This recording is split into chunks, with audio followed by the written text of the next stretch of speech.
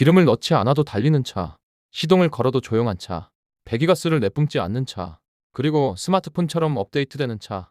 빠르고 고급스럽고 신기했습니다. 사람들은 전기차를 보며 이렇게 생각했습니다. 아, 이게 진짜 미래구나. 처음에는 모든 게 완벽해 보였습니다. 비싼 기름값에서 벗어날 수 있고, 정부 보조금도 받을 수 있고, 충전비도 저렴하고, 친환경 이미지까지 얻을 수 있었습니다.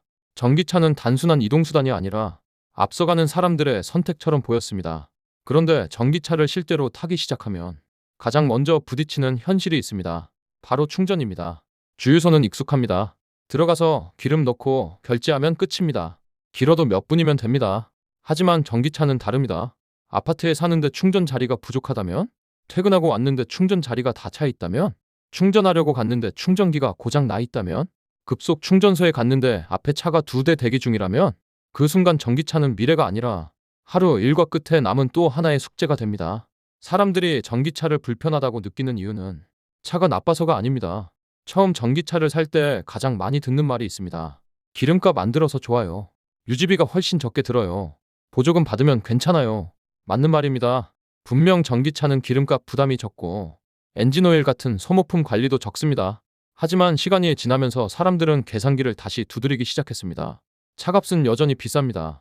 보험료도 만만치 않습니다. 사고가 나면 수리비가 걱정됩니다. 배터리 문제도 신경 쓰입니다. 충전 요금도 예전처럼 마냥 싸게만 느껴지지 않습니다. 그리고 무엇보다 중요한 건 전기차의 매력을 키워줬던 각종 혜택들이 처음만큼 강하게 느껴지지 않는다는 겁니다. 예전에는 전기차를 사면 뭔가 확실히 이득을 보는 느낌이 있었습니다. 그런데 이제는 사람들이 묻습니다. 그래서 총비용으로 보면 진짜 이득이야? 내가 타는 거리로 계산하면 몇 년 타야 본전이야? 보조금 없으면 이 차를 그래도 살까? 이 질문이 나오기 시작했다는 것 자체가 전기차 시장의 분위기가 바뀌었다는 뜻입니다. 특히 한국에서는 이 문제가 더 크게 다가옵니다. 왜냐하면 많은 사람들이 아파트에 살고 차는 대부분 지하주차장에 세우기 때문입니다. 내 차 한 대만 생각하면 간단합니다. 충전하면 되고 관리하면 되고 조심하면 됩니다. 하지만 아파트에서는 이야기가 달라집니다. 충전 구역을 오래 차지하면 눈치가 보입니다. 충전이 끝났는데 차를 안 빼면 민원이 생깁니다. 화재에 대한 불안이 커지면 이웃의 시선도 달라집니다. 전기차를 타는 사람은 억울할 수 있습니다. 내 차가 무조건 위험한 것도 아닌데 왜 눈치를 봐야 하지? 반대로 이웃들도 불안할 수 있습니다. 만약 지하주차장에서 큰일이 나면 어떻게 하지? 공동주거 문화 속에서 받아들여질 수 있느냐의 문제가 됐습니다. 여기까지 보면 많은 사람들이 이런 생각을 하게 됩니다. 전기차 생각보다 쉽지 않네. 그런데 여기서부터가 진짜 반전입니다. 그런데 여기서 이상한 점이 하나 있습니다. 사람들은 전기차가 예전 같지 않다고 말합니다. 테슬라의 분위기도 예전 같지 않습니다. 전기차를 고민하던 사람들 중 일부는 하이브리드로 돌아섰습니다. 그렇다면 전기차는 정말 몰락하고 있는 걸까요? 사실 숫자로만 보면 전기차 시장은 아직 끝나지 않았습니다. 전 세계적으로 전기차는 여전히 팔리고 있고 중국을 중심으로 전기차 시장은 계속 커지고 있습니다. 그렇다면 우리가 느끼는 이 이상한 분위기는 뭘까요? 정답은 이것일 수 있습니다. 몰락하고 있는 건 전기차가 아니라 전기차를 둘러싼 환상입니다. 우리는 한때 전기차를 너무 단순하게 생각했습니다. 전기차는 무조건 미래다. 전기차를 사면 무조건 앞서가는 사람이다. 하지만 시간이 지나자 사람들은 알게 됐습니다. 전기차도 결국 자동차였습니다. 좋은 점도 있지만 불편한 점도 있고, 이득도 있지만 손해도 있고, 미래적이지만 현실적인 문제가 있는 상품이었습니다. 우리가 전기차 시장이 흔들린다고 느끼는 또 다른 이유는 테슬라의 상징성이 약해졌기 때문입니다. 한때 전기차는 거의 테슬라와 같은 말이었습니다. 테슬라가 잘 나가면 전기차의 미래가 밝아 보였고, 테슬라가 흔들리면 전기차 전체가 흔들리는 것처럼 보였습니다. 하지만 시간이 지나면서 시장이 바뀌었습니다. 중국에서는 BYD 같은 회사들이 무섭게 성장했고, 한국에서는 현대와 기아가 전기차 라인업을 키웠고, 기존 완성차 업체들도 하나둘 전기차를 내놓기 시작했습니다. 처음에는 테슬라가 미래 그 자체처럼 보였습니다. 하지만 이제 소비자들은 묻습니다. 테슬라 아니어도 전기차 많잖아? 굳이 이 가격에 이 차를 사야 하나?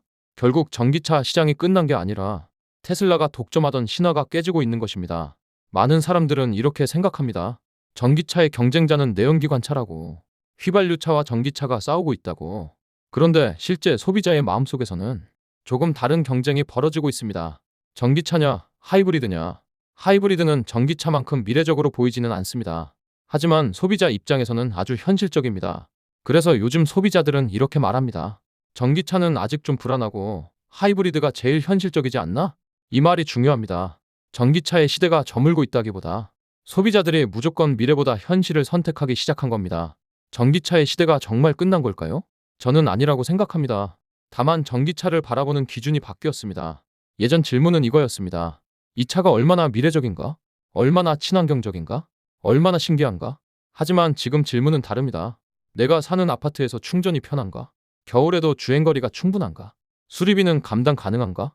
보조금이 없어도 살 만한 가격인가? 중고차로 팔 때 손해가 크지 않은가? 이제 소비자는 전기차를 꿈으로 사지 않습니다. 계산해서 삽니다. 이것이 전기차 시장의 가장 큰 변화입니다. 전기차가 몰락한 것이 아닙니다. 전기차가 드디어 냉정한 평가대 위에 올라온 것입니다. 전기차의 시대는 끝난 걸까요? 어쩌면 답은 반대일지도 모릅니다. 전기차의 시대가 끝난 것이 아니라 전기차를 무조건 미래라고 믿었던 시대가 끝난 것입니다. 이제 전기차는 더 이상 특별 대우를 받는 신기한 차가 아닙니다. 그리고 이것은 어쩌면 전기차에게 나쁜 일이 아닐 수도 있습니다. 진짜 좋은 기술은 환상이 깨진 뒤에도 살아남습니다. 진짜 필요한 제품은 혜택이 줄어도 선택받습니다. 진짜 미래는 광고가 아니라 현실 속에서 증명됩니다. 그래서 전기차의 다음 시대는 더 화려한 광고가 아니라 더 좋은 배터리, 더 빠른 충전, 더 합리적인 가격, 더 안전한 주차 환경에서 결정될 것입니다. 전기차는 몰락하고 있는 걸까요? 아니면 이제야 진짜 시험대에 오른 걸까요? 여러분은 어떻게 생각하시나요?